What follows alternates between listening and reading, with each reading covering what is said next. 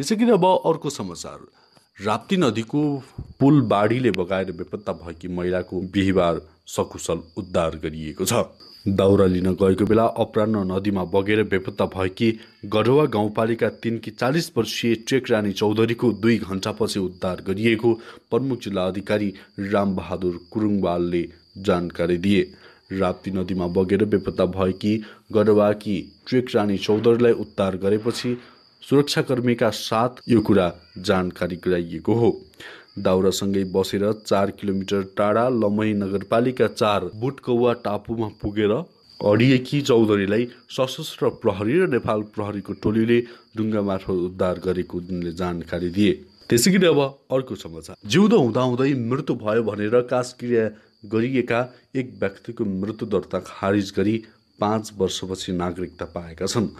मोरङको बेलवारी नगरपालिका 11 लक्ष्मी मार्गका 40 वर्षीय सुभाष तामाङले बिहिबार नेपाली नागरिकताको प्रतिलिपि प्राप्त गरेका हुन्। 2072 साल साउदी अरबमा दुर्घटनामा परेका उनको मृत्यु भयो भन्दै शव आएपछि आफन्तले नै अन्त्येष्टि गरी 2072 साउन 6 गते मृत्यु दर्ता गरेका थिए। तर दुर्घटनाको 1 वर्षपछि उनी जीवितै घर फर्किए। तामाङको बिहिबार मृत्यु दर्ता खारेज गरी मोरङका प्रमुख जिल्ला अधिकारी कोशहरी निरौलाले नागरिकताको प्रतिलिपि प्रदान गरेका हुन्। राष्ट्रिय परिचय पत्र एवं पञ्जीकरण ऐन 2076 को दफा 24 का अनुसार मृत्यु दर्ता खारेज गरी नागरिकताको प्रतिलिपि लिएको छ, परिचय निरौलाले भनेका छन्। त्यसैगरी अब अर्को समाचार। उखुको रसको चिनी बनाएर बेचे पनि उखुको भुक्तानी नदिएर किसानलाई रुवाइरहेका वीरेन्द्र कनौडिया 7 महिनापछि लुम्बिनी प्रदेशको मुख्यमन्त्री बन्दैछन्।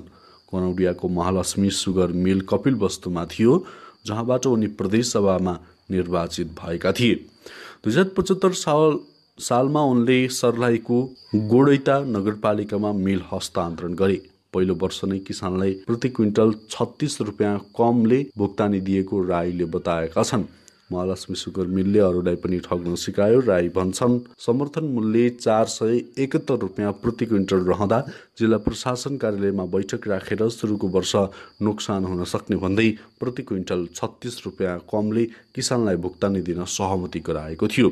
त्यसैगरी अब अर्को समाचार। 4.5 वर्ष अघि कञ्चनपुरको पुनर्वास स्थित नेपाल भारत सीमा क्षेत्रका कलभर्ट निर्माणको विषयले उग्र रूप लिँदा भारतीय सीमा सुरक्षा बलले चलाएको गोली लागेर गोविन्द गौतमले शहादत प्राप्त गर्नुभयो। कलभर्ट निर्माणका लागि भएको विवाद क्षेत्र न अहिलेसम्म समाधान भयो न त भारतीय पक्षले गोली चलाएको विषय नै स्वीकार गर्यो। मुलुकमा चर्चाको विषय बनेको उक्त घटना लगत्तै घटनास्थल छेउमा सशस्त्र प्रहरीले बीओपी स्थापना गरेर सीमा क्षेत्रको सुरक्षा र निगरानी भने बढाएको छ।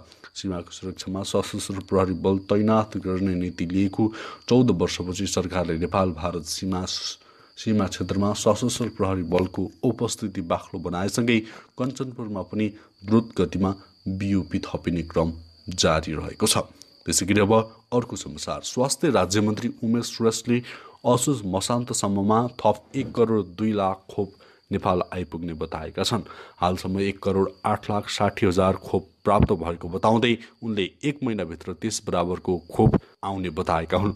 बिहिबार प्रतिनिधि सभाको बैठकलाई सम्बोधन गर्दै उनले अहिलेसम्ममा 45 लाख 70 हजार 553 लाई पहिलो मात्रा र 28 लाख 8 हजार 360 लाई दोस्रो मात्रा समेत गरी 74 लाख 5 हजार 913 जनालाई कोभिड विरुद्ध खोप लगाएको बताएका छन्।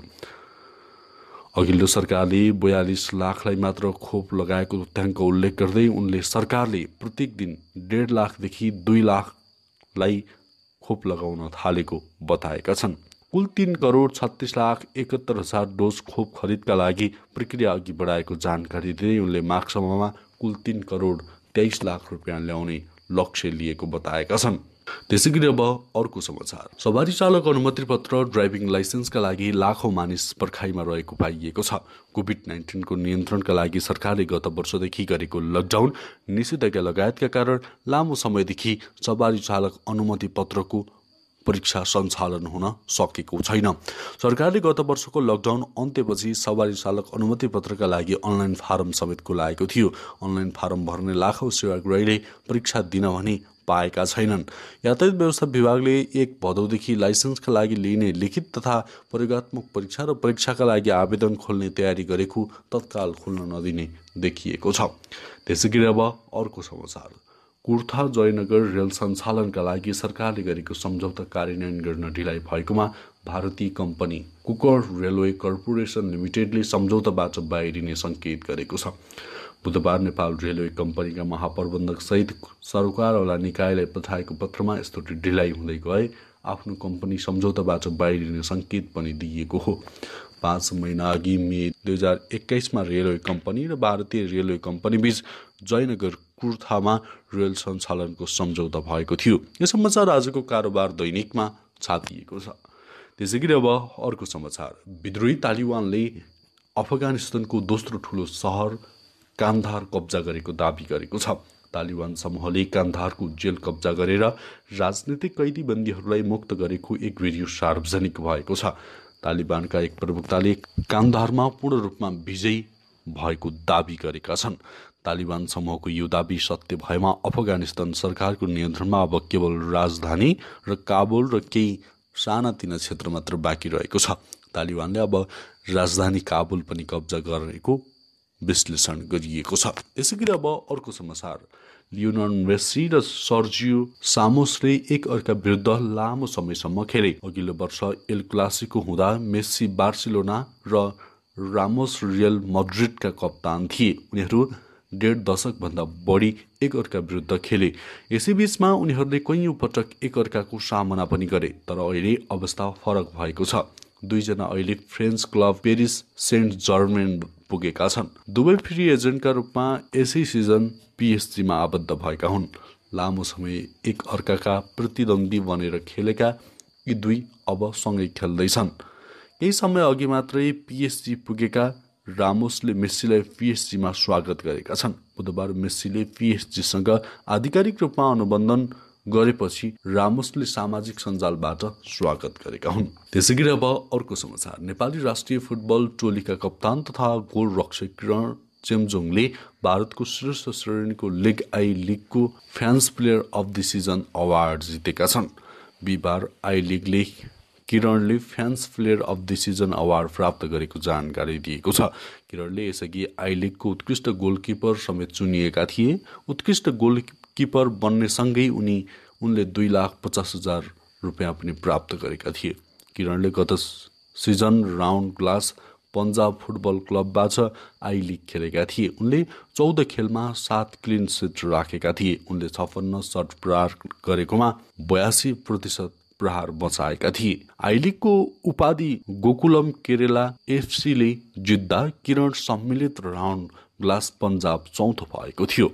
हवस् त दर्शकवृन्द, अहिलेलाई केही महत्त्वपूर्ण खबरको सिलसिला यति नै। हरेक दिन ताजा र सत्य समाचारको लागि हामीलाई